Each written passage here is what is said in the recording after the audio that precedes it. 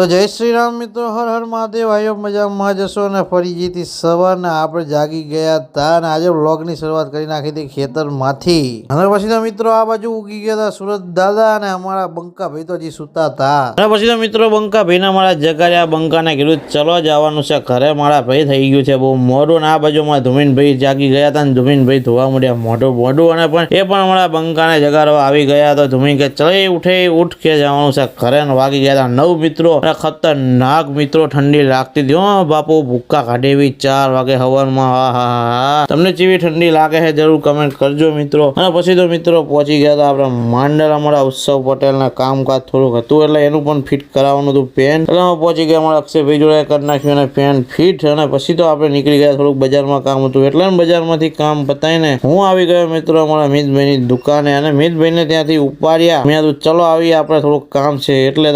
પછી મિતભાઈને અમે ઉપાડીને લઈ લીધા, વાહે બેવાડી દીધા. પછી તો મિત્રો હું મિત તમે નીકળી ગયા, થોડું કામ હતું એટલે શંખેશ્વર જવા માટે. અને પછી તો પહોંચી ગયા ભાઈબંધની દુકાને. ભાઈબંધને સ્વાગત કરી નાખ્યું આપણું ચકાચક અને પાઈ નાખ્યું ઠંડુ બંડુ, ચા પાણી કરાવી નાખ્યા ચકાચક. અને પછી તો મિત્રો આપણે નીકળી ગયા હતા ઘર બાજુ. બરોબર છે, ચલો મળીએ નેક્સ્ટ વ્લોગમાં. ફટાફટ ફોલો કરી નાખજો.